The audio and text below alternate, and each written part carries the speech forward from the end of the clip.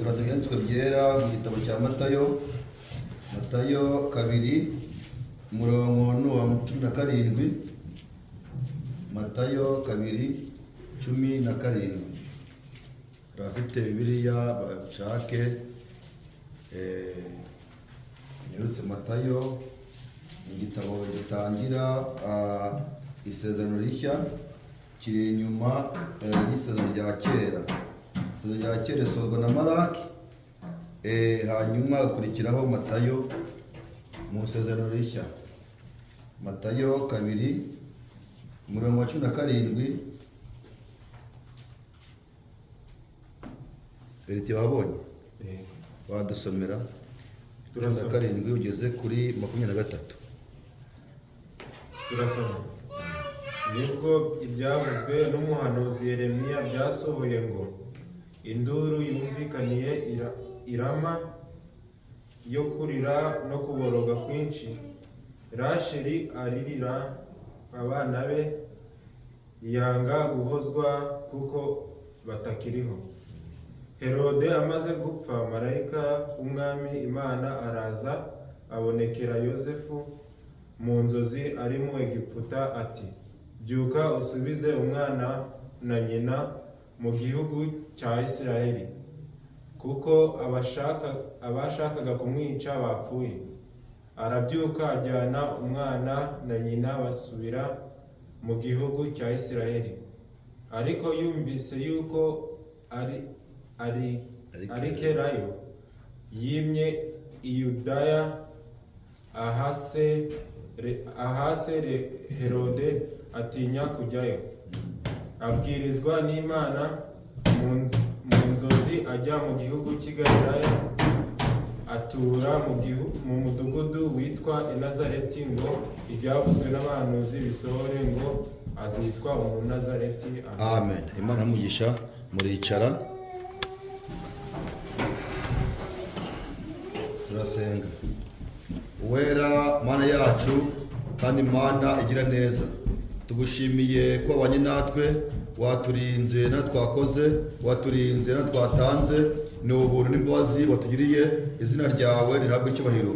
Abana bato baje imbere yawe, baje kumva icyo wabateguriye.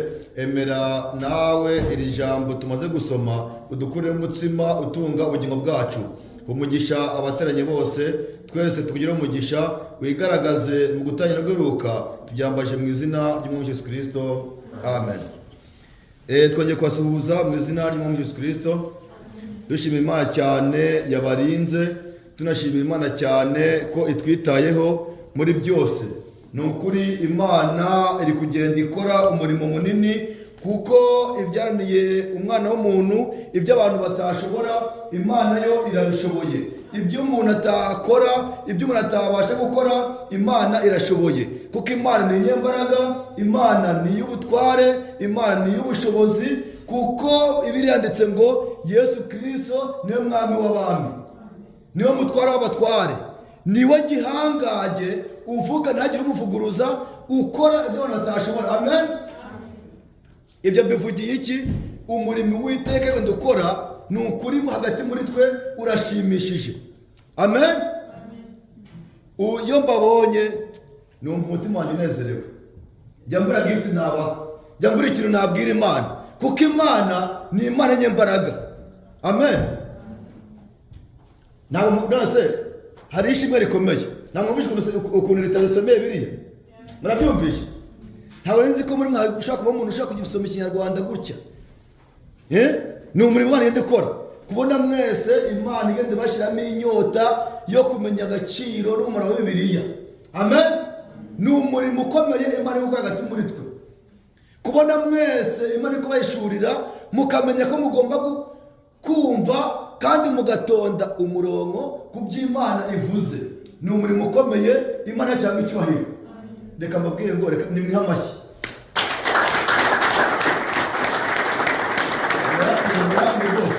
Noneho reka tuhereze Imana amashyi kubw'umurimo igenda kwa hagati muri twe.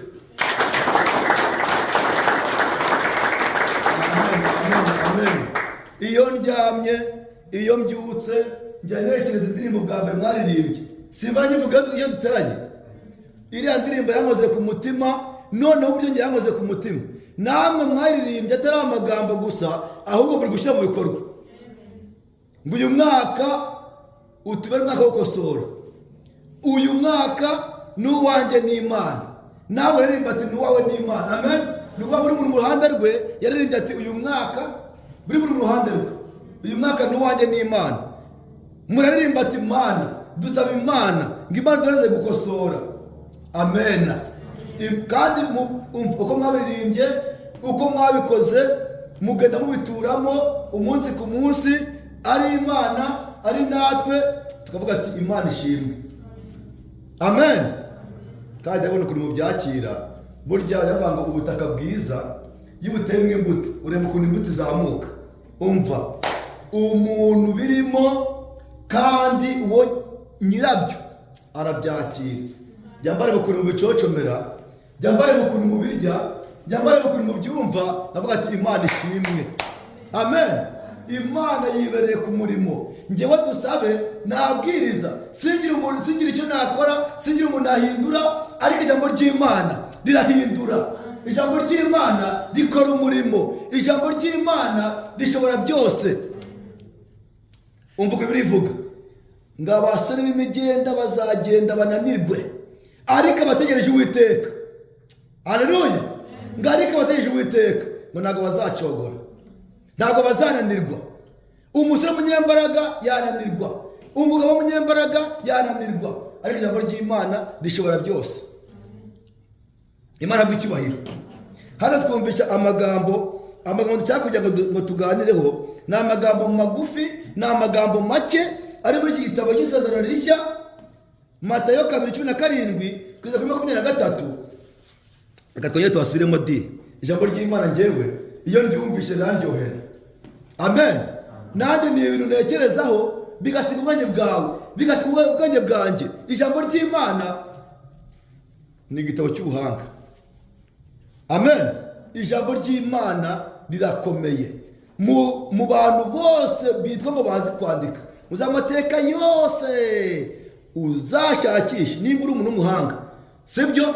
Simwiga mukamenya gucukumbura.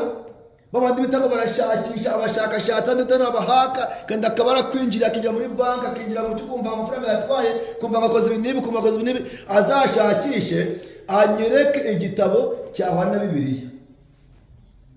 Noneho ukuntu Bibiliya ari igitabo gikomeye, ijambo rikubwira ibyashize, noneho rigahindukira kugera n'ibizaba. Ninde muntu wamenya ibizaba? Ninde muntu wamenya ibizaba uretse Imana yonyine? Imana rero yajyaga ijya guhishura ibizaba ikabibwira abahanuzi bayo. Amen. Abahanuzi bayo bakavuga ibyashize, bakavuga n'ibizaza. Amen. Murumva ukuntu Imana ikomeye? Murumva ko abahanuzi b'Imana bakomeye? Iyo Imana iri muri wowe, nawe uba igihangange. Iyo Imana iri muri wowe, nawe umuntu ukomeye. Iyo Imana iri muri wowe, uburwayi umuntu atashobora gukiza. Imana iragukiza. Iyo Imana muri wowe iragukingira. Abadayimoni baza bagasanga urutare.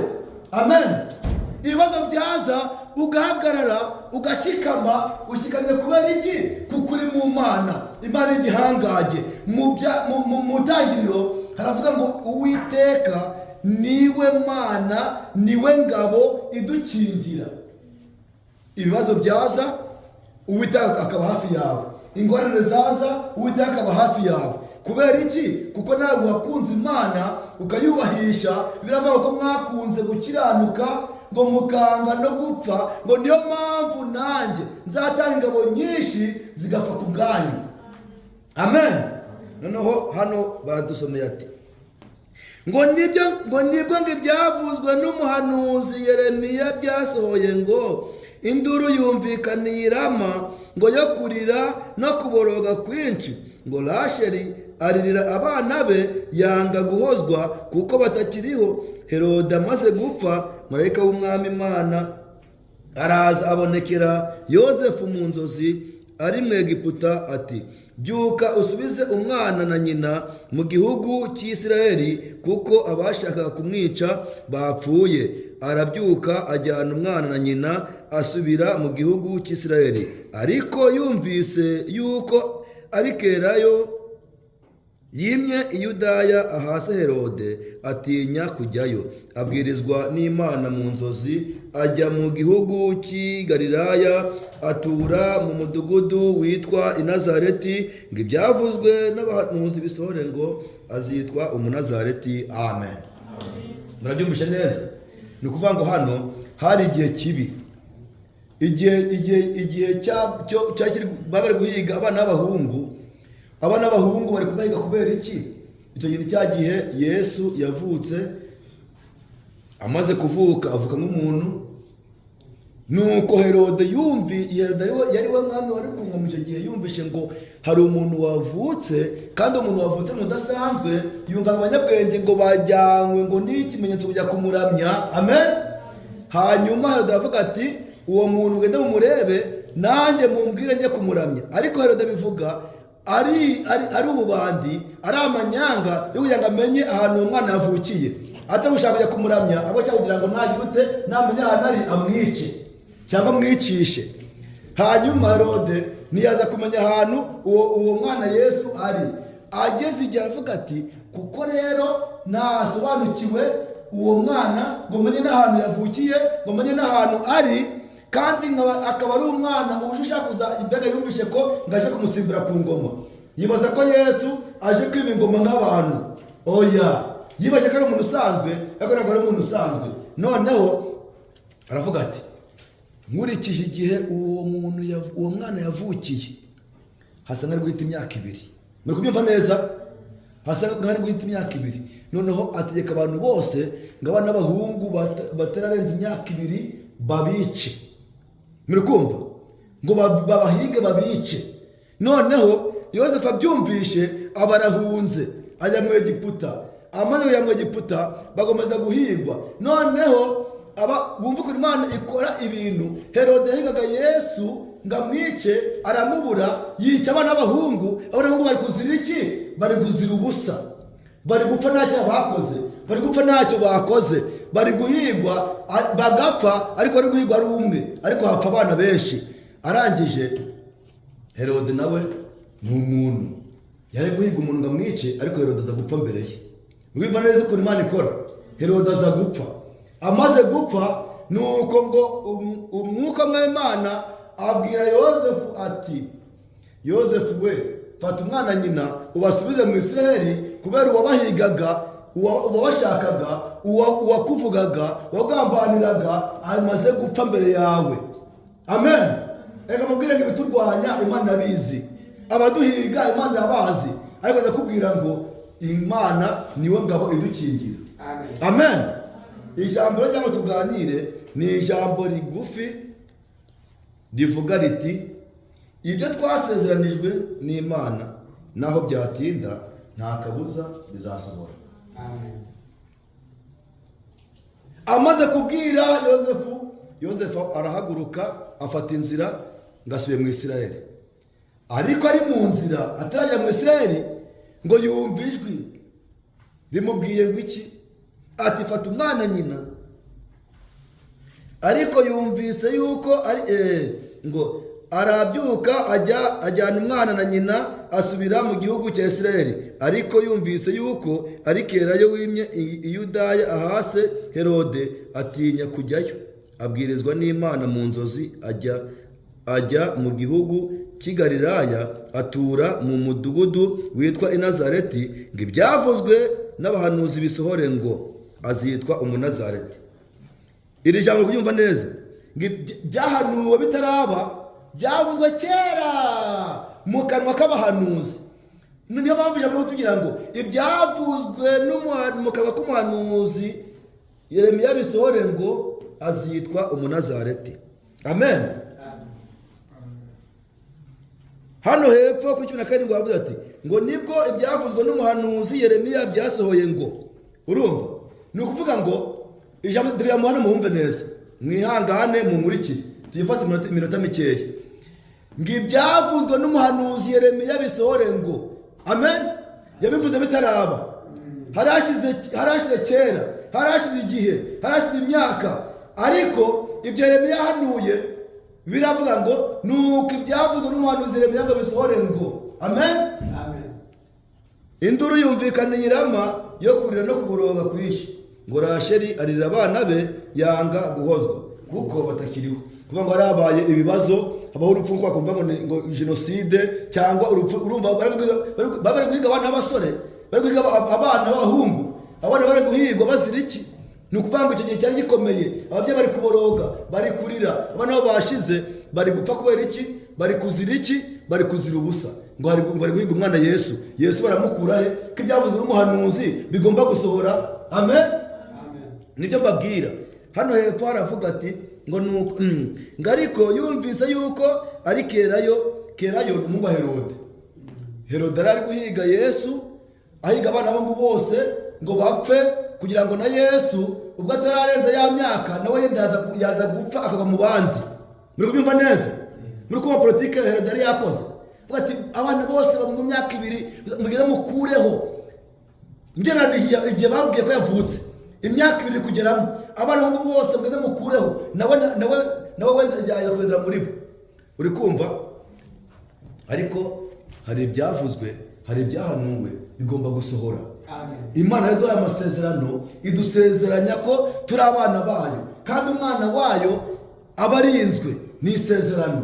Iryo sezerano reka turikomeze, kuko naho byatinda wewe ukifata ukuntu ushaka, ukabifata ibintu byoroshye, bakavuga reka data, ijambo ry'Uwiteka naho wapinga naho utapinga nakabuza rizasohora. Niyo mpamvu kubaganiza ngo ibyo twasezeranijwe naho byatinda bizasohora. Hari icyo Imana yakuvuzeho, icyo rero kitari cyaba ntacyo waba. Hari icyo Imana yagambiriye kuri twe, icyo kitari cyaba, kitari cyasohora kuri twe ntacyo twaba. Amen. Reka mubaze, hari ikintu batanze mu vukuru w'umukobwa? Hari icyo? Ni Imana yabishatse. Hari ikintu batanze mu vukuru w'umuhungu? Hari icyo? Ni Imana yabishatse. Imana yabigambiriye rero, yabikoze ifite impamvu. Ni ukuvuga ngo ibyo yakoze yabigambiriye kera, ibipanga kera, yabikoze rero. Yavuze ati ubu muri abana banjye, kandi iyo mufite kwizera, biravuga ngo mukagira kwizera, ni ukuri musabe icyo mushaka cyose mwagihabwa. Niyo mpamvu umwana w'Imana asenga mu izina ry'Uwiteka bikaba. Uri kumva? Aravuga ati mugira kwizera, muzarambika ibiganza ku barwayi bazakira. Iyo ufite kwizera ntabwo ugira parapara gushakisha ugenda ukabakaba. Oya, abo bakabakaba baracyari impumyi. Ariko iyo ufite kwizera ubyumva nk'ubikoraho. Ejo twumvise ijambo ry'Imana rivugira mu mugaragu wayo, aravuga ati ngo kwizera ukagira guhamanya n'Imana nk'uwo muri kumwe. Amen. Ugasaba Imana nk'itari kure, ukizera Imana nk'iri hafi yawe. Aho uri hose ukamenya ngo Uwiteka ari hafi yawe, ari kukureba. Ibyo uri kuvuga ari kukumva, ibyo uri gukora ari kukureba.